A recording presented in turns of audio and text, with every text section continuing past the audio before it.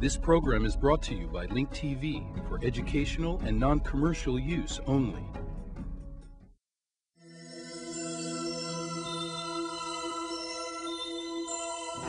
Mosaic, a daily news program from Link TV, presents a selection of news reports from independent and state-controlled broadcasters from throughout the Middle East.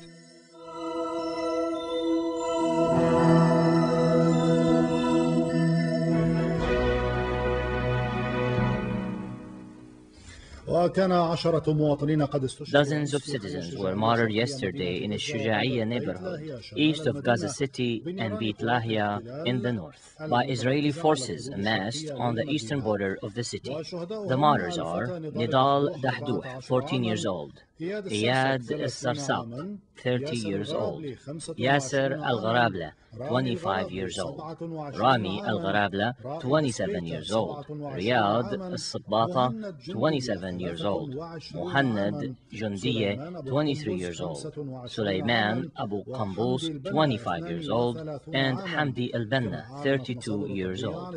A medical source announced that a child, Hussam al-Sarwasi, was martyred as a result of wounds he sustained 2 days ago from the continued aggressions on a Shuja'iyya neighborhood east of Gaza. In Beit Lahia, 24 years old Hussam Nafis Abu Riqba was martyred from wounds caused by shrapnel from an Israeli shell near the Mohrar Digit in the northern Gaza Strip. Yesterday, Hussam Jridat, a leader of the Al-Quds Brigade in the West Bank, was martyred in a Jordanian hospital as a result of wounds sustained last week from the occupation forces' gunfire in the Jenin refugee camp. In a notable development, the occupation forces are escalating their aggressions on the Gaza Strip after their defeat in southern Lebanon.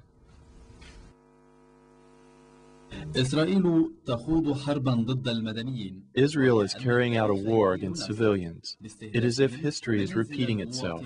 Israel is targeting citizens' homes and residences, martyring and wounding people. This war came after the Israeli occupation forces withdrew from southern Lebanon in an attempt to carry out an ethnic cleansing and to restore the dignity of the Israeli army that was lost in southern Lebanon.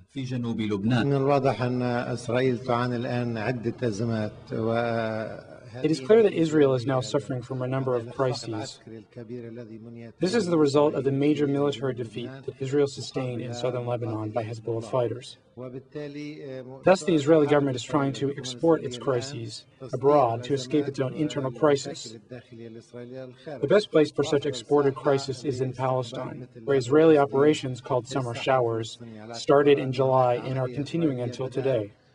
They will likely escalate and be bloodier in the coming period. This is so that the Israeli government can cover up a lot of its own problems and crises that it is suffering from right now.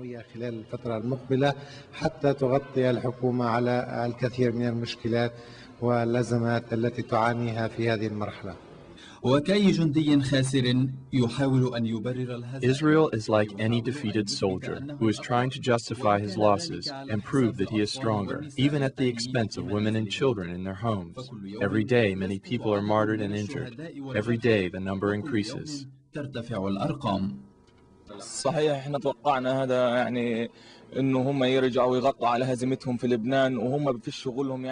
Yes, we expected that they would return and try to cover up their defeat in Lebanon. They are targeting civilians. They want to cover up the massacres that they committed against the Lebanese people.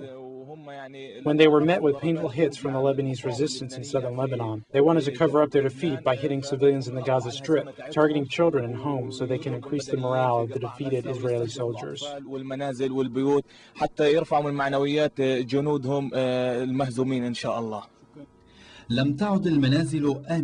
Palestinian homes are no longer safe. The walls no longer offer protection from tank shells and gunfire. The neighborhood appears empty. The only people living there are ghosts, resistance men and citizens who have only God to protect them.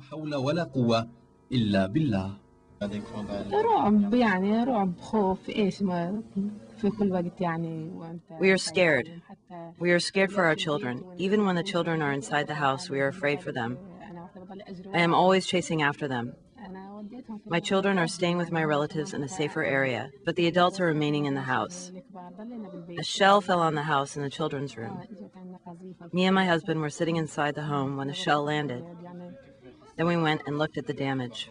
احنا كنا انا وزوجي قاعدين في بيت الدرج يعني ساعة القصائف وهذا يعني بعدين رحنا شفنا لقينا الله يبارك فيك. After Israel sustained a catastrophic defeat in southern Lebanon, it turned on its showers in the Gaza Strip by targeting civilians in their homes in order to restore the dignity of its soldiers that was lost in Lebanon. Will the world wake up before it is too late? From the eastern Sujaia neighborhood, Gaza City, Shadias 4, Palestine TV.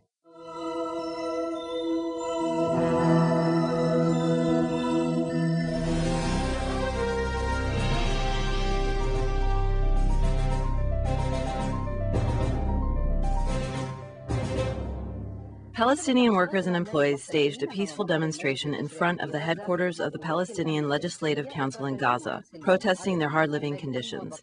The peaceful protest turned violent when dozens of protesters clashed with the Palestinian security forces.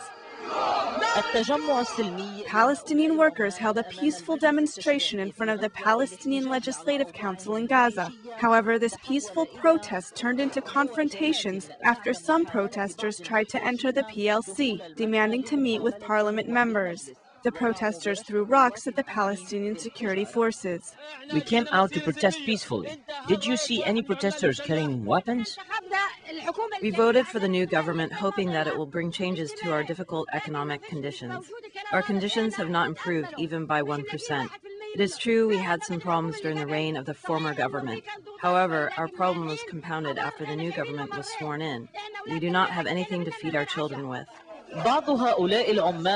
Some workers have been unemployed for several years due to the bad economic situation in the occupied territories. To make matters worse, unemployed workers were stripped of their unemployment benefits in light of the current financial crisis caused by the international siege imposed on the Palestinian government and authority.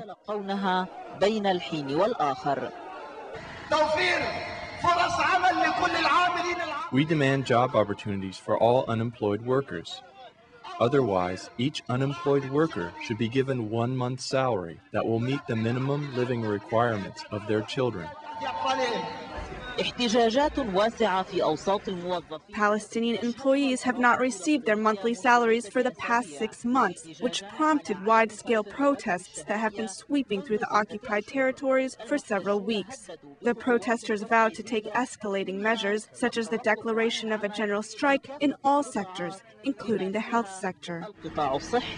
Since last Wednesday, work has been interrupted in some hospitals and departments of the Palestine Ministry of Health. The situation is escalating. Some urgent care facilities will be closed down during the strike.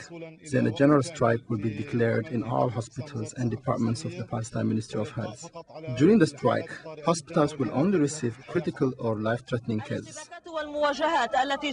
Many believe that today's clashes and confrontations reflect the extent of Palestinian rage in the occupied territories, and they indicate that the worst is yet to come if the situation does not improve.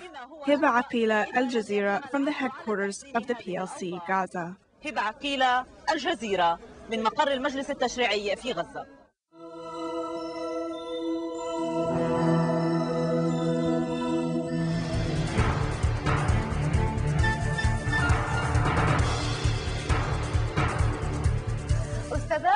A Harvard professor renewed his attack on Israel, and Ramsey Clark is carrying out a campaign to indict Israel and the United States.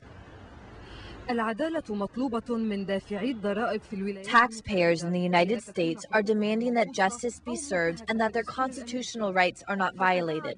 A group of activists, under the leadership of the former U.S. Attorney General Ramsey Clark, who was tasked with defending former Iraqi President Saddam Hussein, called for forming a global grassroots movement calling for the indictment of the U.S. administration and Israel for war crimes in Lebanon and Palestine.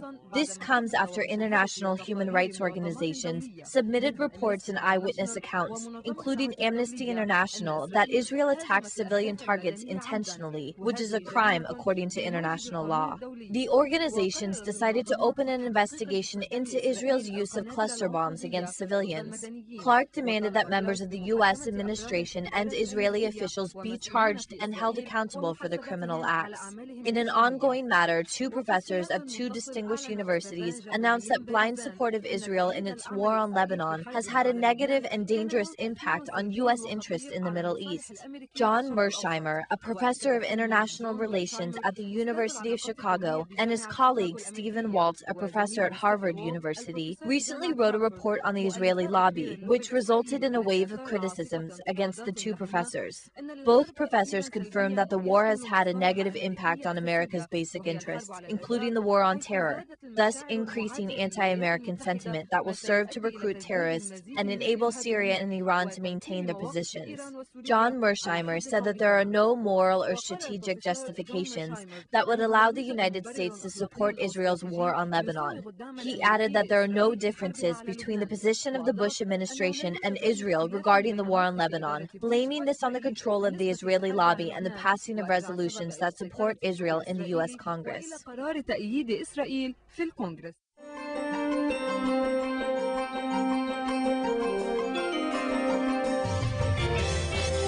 Cluster bombs dropped by Israel on southern Lebanon in the conflict with Hezbollah were still threatening civilians. UN Emergency Relief Coordinator Jan Egeland called Israel completely immoral for using the weapons in residential areas. Egeland said some of the bombs fired by Israeli forces in the last days of the war were made in the United States and urged Washington to talk to the Jewish state to stem the flow of the deadly arms. Egeland criticized Israel for firing nearly all of the cluster bombs during the last 3 days of its month-long war with Hezbollah. What's shocking, and I would say to me completely immoral, is that 90% of the cluster bomb strikes occurred in the last 72 hours of the conflict, when we knew there would be a resolution, when we really knew there would be an end of this. Foreign and aid ministers from more than 40 countries are meeting in Sweden today to raise $500 million for humanitarian and reconstruction projects. Senior officials from the United Nations, the World Bank, International Monetary Fund, Red Cross and World Health Organization are also attending. Prime Minister Fouad Sanyura, representing Lebanon at the conference, appealed to donor countries to do everything they could to help his country rebuild following the devastating Israeli offensive, putting the damage at billions of dollars. Sanyura said the direct damage for this last invasion to Lebanon's infrastructure and to public and private property is now running into the billions of dollars, while loss to GDP, job losses and the long-term direct and indirect costs to the economy, including lost revenues in tourism, agriculture and industry, are expected to be billions more.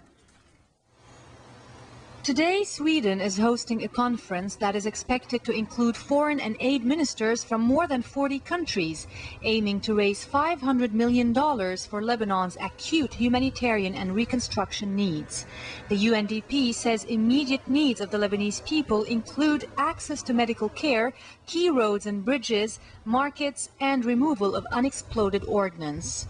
The Lebanese government, along with the UNDP, has identified an extensive list of early recovery efforts that will be presented to the countries and organizations represented at the conference. They include creating new jobs, finding housing for displaced families, rebuilding infrastructure, and improving social services. Sweden's Foreign Minister Jan Eliasson said the rebuilding effort was also a signal of solidarity. He said not only will the Lebanese people gain from a strong Lebanon, but in fact, the international community will gain from it. Lebanese authorities have estimated the cost of the destruction at $3.6 billion, affecting some 15,000 houses, 80 bridges, and 94 roads. Ahead of today's donor conference, aid agency Oxfam said Lebanon needs vital international aid and support to restart its battered agricultural sector after the war with Israel. Executive Director Jeremy Hobbs said the donors meeting in Stockholm must respond with new money to help this battered nation get back on its feet. The Netherlands said Wednesday it would release an additional $7.7 million for aid to Lebanon. The Dutch government had already promised 4.8 million euros, bringing to more than 10 million euros its contribution to rebuilding Lebanon after a month-long Israeli offensive. The European Union said on Wednesday it would pledge $54 million for early reconstruction projects. Sweden promised $20 million on Tuesday, while the Italian government approved a $38 million aid package for Lebanon. Iranian President Mahmoud Ahmadinejad vowed Iran would not back down an inch in the face of intimidation as the UN deadline expired today for Tehran to hold sensitive nuclear operation. This as the United States renewed threats of sanctions in case the Iranian Republic fails to abide by the nuclear watchdog's demands. Mahfouz reports.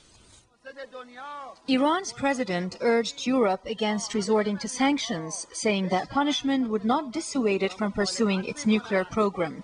President Mahmoud Ahmadinejad's comments reflected Iran's defiance up to today's deadline, which threatened sanctions against Iran unless it suspends enrichment, a process that can produce fuel for a nuclear reactor, but that the West fears will be used to build a warhead.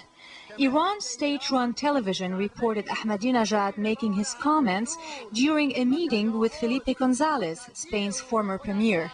Ahmadinejad said sanctions cannot dissuade the Iranian nation from achieving its lofty goals of progress, so it's better for Europe to be independent in decision-making and to settle problems through negotiations.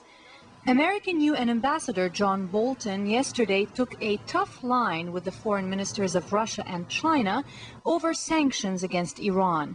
Bolton insisted that if Iran does not comply with the midnight deadline of halting uranium enrichment, the U.S. will demand that sanctions be imposed. We expect that no later than August the 31st, pursuant to Security Council Resolution 1696, that the Iranians will suspend all uranium enrichment-related activity. Now, if they haven't done that by August the 31st, we've also said repeatedly, and the foreign ministers of the 5 permanent members of the Security Council in Germany have agreed, that we will come to the Security Council to seek sanctions. That has been our intention for some months. It remains our intention. It'll be our intention on September the 1st if the Iranians don't comply with the resolution. Diplomats said Washington felt the 30-day grace period given Iran was a fair chance for it to change its mind, and if it did not, veto holding Russia and China could be won over to backing Council sanctions once the deadline expired. But Iran's August 22nd reply to an offer of incentives not to pursue enrichment, hinting it would curb the work as a result of talks but not as a precondition, is sorely testing the shaky united front of 6 big powers handling Tehran's case. U.S. President George W. Bush is expected to launch today an aggressive campaign of speeches to defend his handling of the global war on terrorism and the conflict in Iraq. The campaign comes as many of Bush's Republicans worry that the unpopular war in Iraq may cost them control of the U.S. Senate and House of Representatives in the November 7 elections. The public relations push was to begin today with an Iraq-focused speech to a major U.S. veterans group and was to culminate with a September 19 address to the United Nations. Yesterday, in an interview with NBC television, Bush insisted that the United States is still respected around the world despite anger over his policies. He further said that if anybody in the world is asked where they want to go to acquire a better life, most would say America. Bush conceded that many of his positions are unpopular in the world, such as his refusal to join the International Criminal Court and the Kyoto Accord on global warming, and his decision to invade Iraq to depose Saddam Hussein. He insisted that the United States does a lot of good around the world.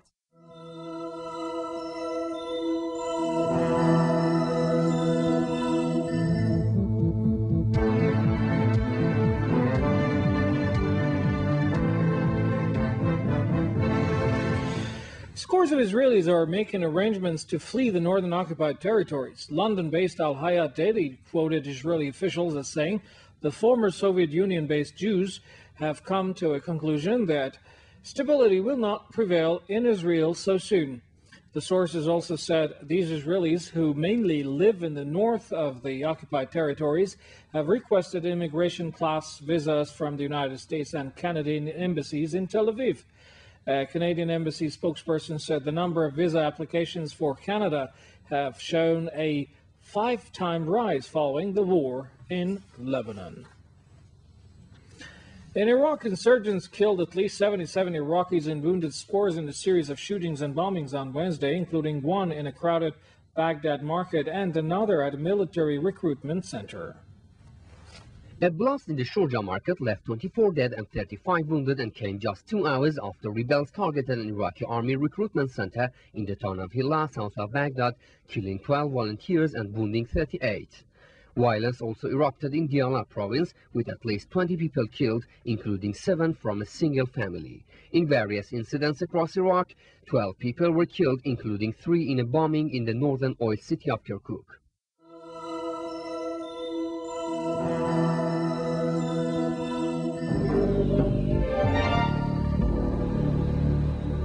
The UN Security Council discussed a joint American-British draft resolution calling for the deployment of 20,000 UN peacekeeping forces in Darfur. The Sudanese government, however, opposed the draft resolution, which the Sudanese President Omar al-Bashir described as a Western pretext to invade Sudan. This explains why Sudan did not send a senior delegation to the UN to attend the discussions over the draft resolution. The Sudanese insistence on not replacing the African Union forces with international forces continues despite the pressure exerted by the American administration on al-Bashir's government. Meanwhile, U.S. Assistant Secretary of State for African Affairs, Jindai Fraser, has failed to convince the Sudanese government to support the deployment of international forces in the 3 western Sudanese provinces.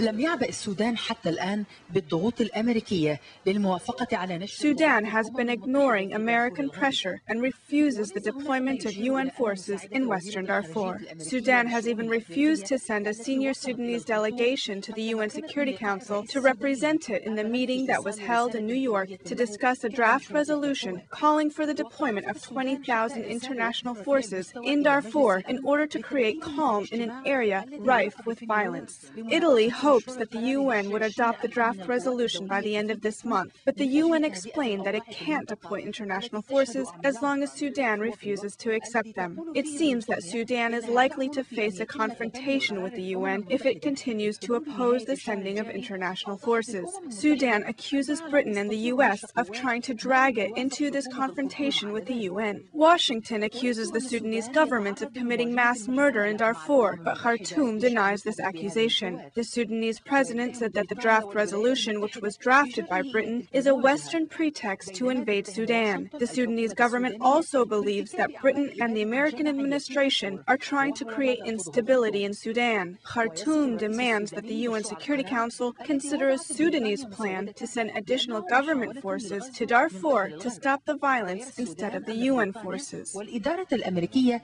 تعملان على زعزعة استقراره، وتطالب الخرطوم مجلس الأمن الدولي بقبول الخطة التي قدمتها لإرسال قوات حكومية إضافية إلى دارفور لوقف العنف بدلا من قوات الأمم المتحدة.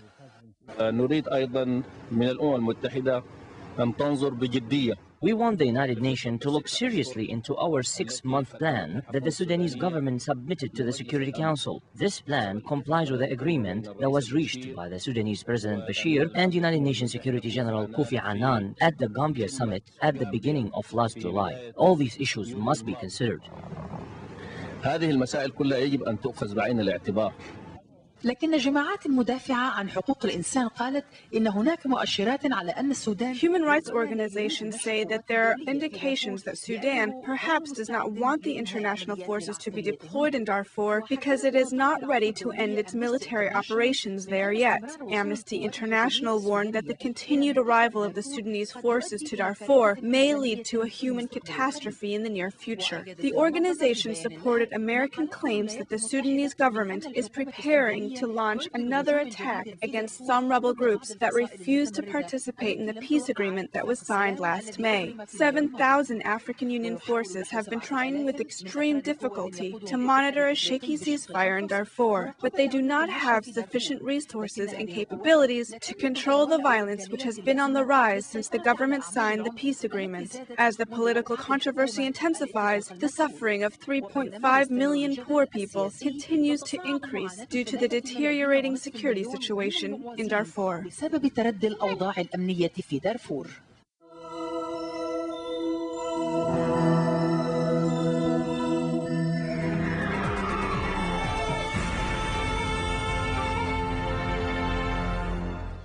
The Egyptian writer who was awarded the Nobel Prize for Literature in 1988, Naguib Mahfouz, passed away today, and a military funeral procession will be held for him on Thursday, starting from Al-Rashdan Mosque in the Nasr city.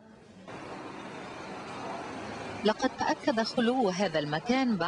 death of writer Naguib Mahfouz, who used to come regularly to this coffee shop with his colleagues, has left a void here. Mahfouz used to go out with groups of friends to different places 6 times a week. His knowledge of life and what is happening in the news was shaped by the discussions he had regularly with friends. His friends functioned as his eyes and ears. The man did not listen to the radio or watch television, and he could not speak on the phone because of his hearing and vision problems. This explains why he used to depend on his friends, who were his window to life. من هو الراحل الكبير نجيب محفوظ؟ باختصار هو رائد الرواية العربية. Who is this great writer Naguib Mahfouz? In a few words, he is a pioneer of Arab literature and one of the most prominent Arab writers of this century. He studied philosophy at Cairo University and held several government positions, the last of which was an advisor to the Minister of Education in 1968. He won the Nobel Prize for Literature in 1988. Mahfouz died at the age of 95, leaving behind a wealth of literature and artistic works. He is the author of 50 novels and short story collections.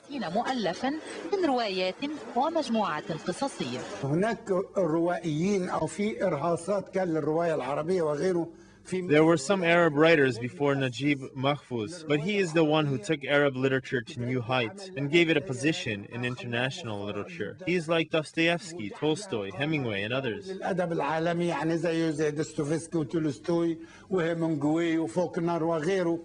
Some of Mahfouz's novels were about the middle class in Cairo's neighborhoods, such as the Gamaliya neighborhood in the heart of Cairo. His most famous novel, the Cairo Trilogy, took place in this neighborhood where he was born. Mahfouz's novel, Children of the Alley, which he wrote in 1959, was the most controversial and was used as a justification for the assassination attempt on his life in 1994 by a member of the Jama'ah al-Islamiyya after a religious decree was issued considering him no longer a Muslim. The novel still has not been published in Egypt to this day because Mahfouz insisted that the novel not be published before the Islamic institution of Al-Azhar gives it the green light. The failed assassination attempt on Mahfouz's life did not affect the way he lived his life. He continued to live a very disciplined life. This explains why his close associates and friends knew his daily schedule and what he was doing on an hourly basis. Mr. Naguib used to have a certain time for writing, from 5 until 8 a.m. He always used to sit in his office, whether he was in the mood to write something or not. Of course, he did this on a daily basis. He took breaks in the summer because he had an allergy in one of his eyes. Though there is a consensus that Mahfouz was one of the greatest achievers in literature, his work generated a lot of political controversies, especially concerning the reign of Jamal Abdel Nasser and the Camp David Agreement. The wealth of literature that Naguib Mahfouz left behind will help us overcome his loss. His work will continue to enrich literature in Egypt as well as in other countries. His writings were translated into several foreign languages.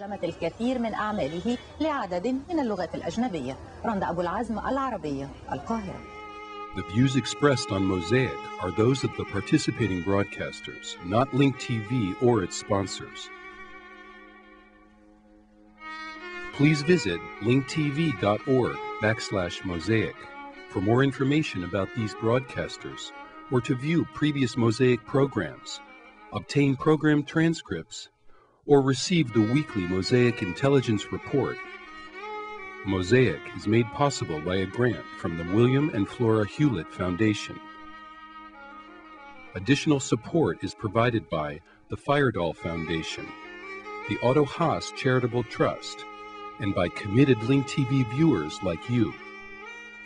If you value this program, please send your tax-deductible contribution to Link TV, either through the website or the mailing address listed on your screen.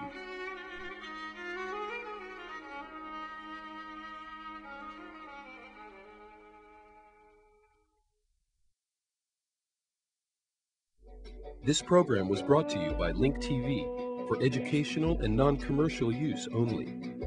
Link TV is the only U.S. television network devoted to global and national news, with uncompromising documentaries and diverse cultural programs which connect you to the world.